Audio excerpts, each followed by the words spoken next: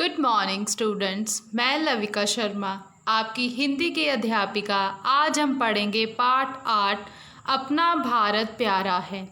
बच्चों, इस पाठ में हम देश की विशेषताओं के बारे में जानेंगे और उसको ध्यान में रखते हुए देश के लिए हमारे अटूट प्रेम और किए गए कार्यों के बारे में जानेंगे। आओ अब हम कविता शुरू करते हैं। रंग बिरंगी फुलवारी सा अपना भारत प्यारा है, भिन्न भिन्न भाषाएं लेकिन सब में भाईचारा है। इन पंक्तियों में बताया गया है कि हमारा जो भारत है वो फुलवारी की तरह रंग बिरंगे फूलों से भरा हुआ है। यहाँ पे भिन्न भिन्न का अर्थ होता है बच्चे अलग अलग भाषाओं वाले लोग रहते हैं, लेकिन सब में बहुत भाईचारा है। वो आपस में बहुत ही प्रेम और प्यार के साथ रहते हैं। धर्म अलग है, वेश विदित है आहार अलग अपने, लेकिन नैनों में रखते हम सब एक जैसे ही सपने।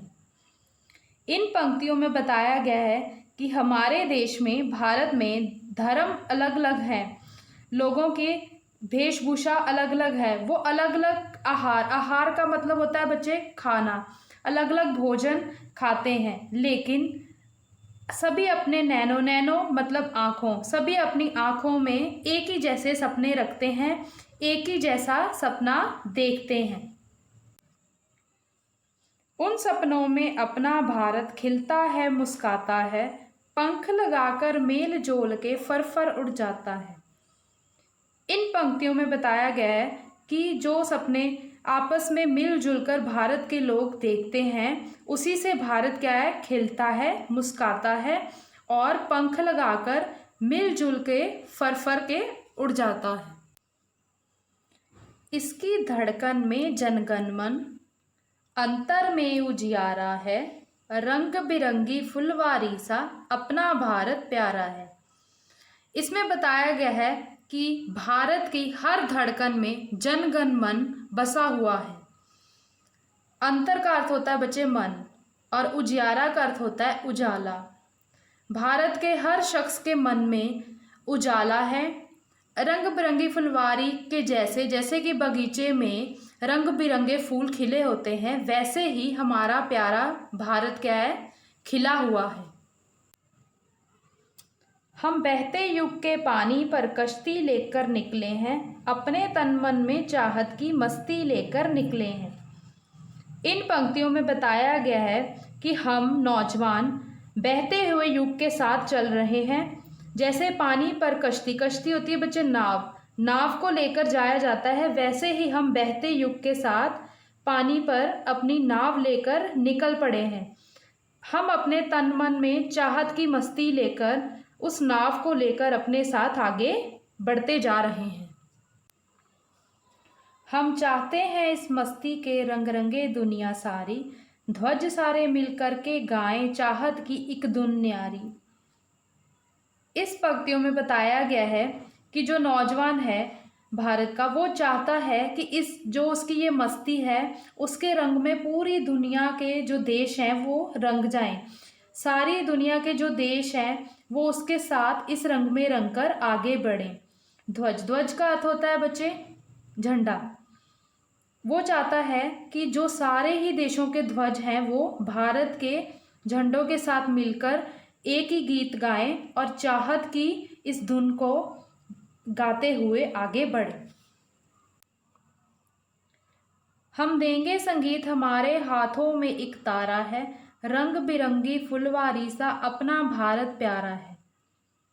इन पंक्तियों में बताया गया है कि भारत का जो देशवासी है वो कहते हैं कि हम संगीत देंगे, क्योंकि हमारे हाथ में एक तारा है जिससे हम संगीत देकर पूरी दुनिया को अपनी धुन पर नचाएंगे। रंग बिरंगी फुलवारी सा अपना भारत प्यारा है। बच्चे, इसमें बताया गया है कि रंग बिरंगी फुलवारी बगीचे की तरह ही हमारा जो भारत है वो बहुत ही प्यारा है। भेदभाव ओ ऊंच नीच का नाम निशान नहीं होवे, इंसान हो इंसान के भीतर बस हैवान नहीं होवे। ओह का अर्थ होता है अहंकार, इंसान का अर्थ होता है इंसानियत। इन पंक्तियों में बताया गया है कि जो भारतवासी है वो चाहता है कि उसके अंदर भेदभाव, अहंकार की कोई भी भावना ना हो। वह ऊंच नीच के नामो निशान को भी मिटाना चाहता है। वो चाहता है कि उसके अंदर ऊंच नीच की कोई भी भावना ना हो, बस इंसानियत ही इंसानियत हो, उसके भीतर हैवान का नामो निशान भी ना हो। शिक्षा का फैले उजियारा, बेटा बेटी एक बने, स्वच्छ हो भारत, स्वस्थ हो भारत, भारतवासी श्रेष्ठ बने। बच्चों, उजियारा का अर्थ होता है उजाला, स्वच्छ का अर्थ होता है साफ, श्रेष्ठ का अर्थ होता है महान। इन पंक्तियों में बताया गया है कि कवि चाहता है कि जो शिक्षा का उजियाला है वो हमारे पूरे भारत में फैले, लोग बेटा बेटी को एक समान समझें, उनमें कोई भी भेदभाव ना करें, दोनों को ही शिक्षा प्राप्त करने का एक जैसा ही अवसर मिलना चाहिए। स्वच्छ हो भारत मतलब हमारे भारत को साफ सुथरा बनाना पड़ेगा, उसको स्वस्थ बनाना पड़ेगा, तभी ही हमारे भारत और भारत के जो वासी हैं वो महान बनेंगे, श्रेष्ठ बन सकेंगे। ले हाथों में हाथ चलेंगे, ये संकल्प हमारा है, रंग बिरंगी फुलवारी सा अपना भारत प्यारा है।